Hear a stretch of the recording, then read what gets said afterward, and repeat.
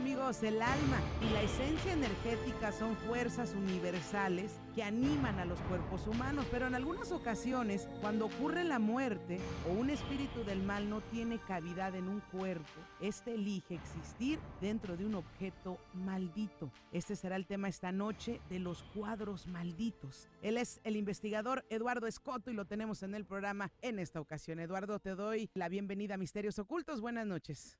Buenas noches, Mayra, queridos amigos. Nuevamente muy contento de estar aquí en Misterios Ocultos. Ya nos hacía falta estar por acá saludándonos. Efectivamente, el día de hoy tenemos este tema tan interesante que son los cuadros malditos. Así es, amigo. Bueno, ¿qué tipo de fenómeno provoca que un espíritu maligno o una alma enferma se posesione de un objeto? Esto es posible, sucede, Eduardo.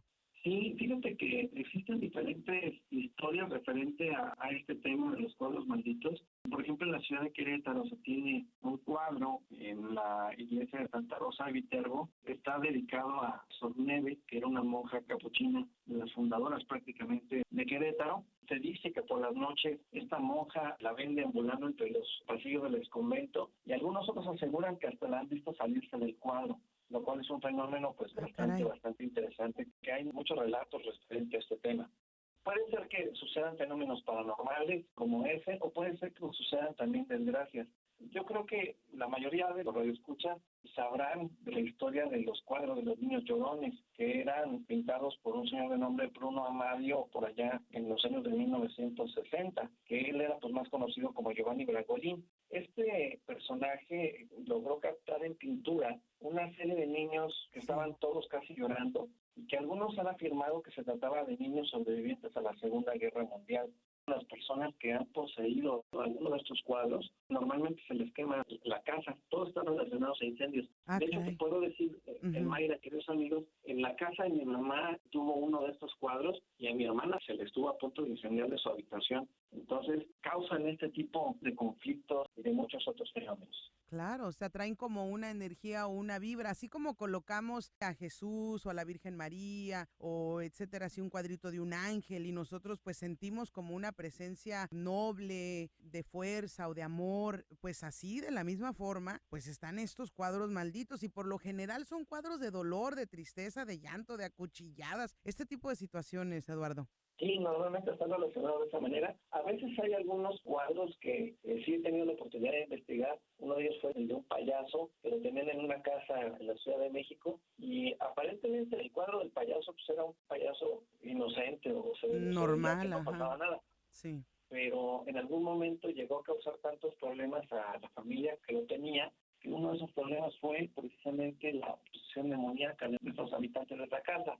Existen algunos otros, uno que investigué recientemente en Querétaro, allá en México, un cuadro que se dice que también está maldito. Si uno lo ve, realmente es escalofriante desde el principio, sin saber todavía la historia del cuadro.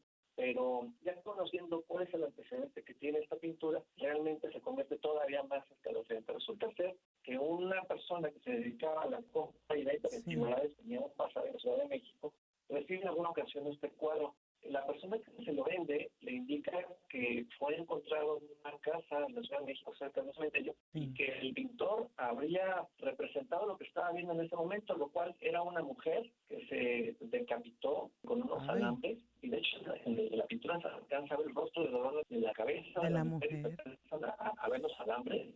Pasó de mano en mano, de familiar en familiar, hasta la ciudad de Querétaro. Los dueños actuales me indican, de hecho cuando llegamos a investigar, lo tenían tapado con una tela y lo tenían boca abajo en una tabla. Decían que si ellos levantaban en algún momento el cuadro y lo destapaban, comenzaba a generar problemas a nivel paranormal, se comenzaban a escuchar algunos lamentos, empezaba a descender la temperatura y en ocasiones había personas que hasta llegaban a tener accidentes cuando lo veían. Y pues una de las cosas es que me traje la réplica a Colombia y acá la tenemos y la mostraremos en algún momento en las redes sociales de Misterios Ocultos. Ay, hermanito, imagínense la fuerza que puede tener una imagen de dolor, de sufrimiento. Y fíjate que no es tan fácil desprenderse de estos objetos que uno puede considerar malditos, como que tienen una vibra rara o extraña, o incluso un santo. Por ejemplo, hay gente que dice tener, por ejemplo, a San Simón, pero si ya no lo quieres en casa, no es que solamente lo puedes echar, sino que lo tienes que regalar. O sea, tienen que tener cuidado cuando se quieran deshacer también de este tipo de objetos, Eduardo.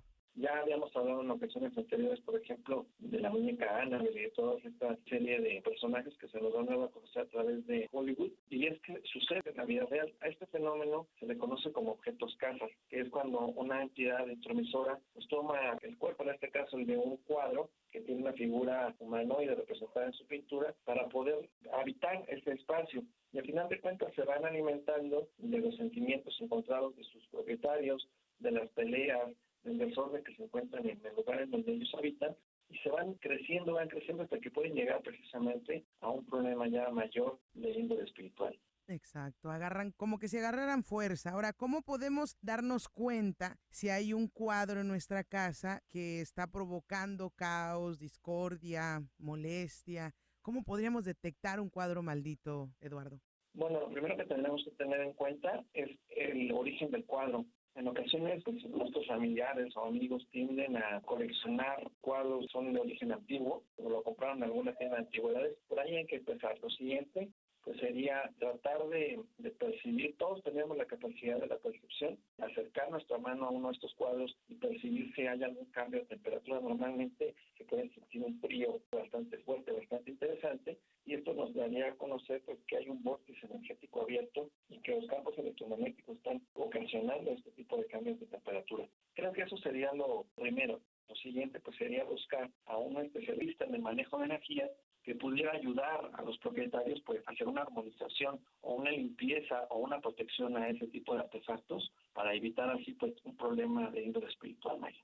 Efectivamente. Amigos, cuidado. Es bien padre llegar a las tiendas de antigüedad y llevarse objetos, pero siempre hay que tener en mente que han pasado de mano en mano, llevan una historia, pueden tener algo impregnado en ellos. Entonces, no hay problema comprar, pero sí bendecir, limpiar o de una u otra forma ritualizar estos objetos que son ajenos y que a veces no sabemos exactamente desde dónde vienen.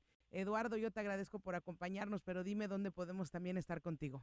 No, mil gracias, Mayra, siempre por el cariño y las finas atenciones para tu servidor.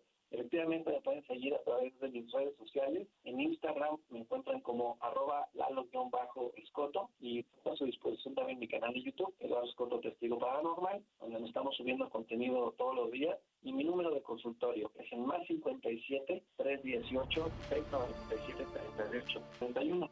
Es el número de consultorio. Le deseo un saludito. A mí me va a dar mucho gusto poder verlos personalmente.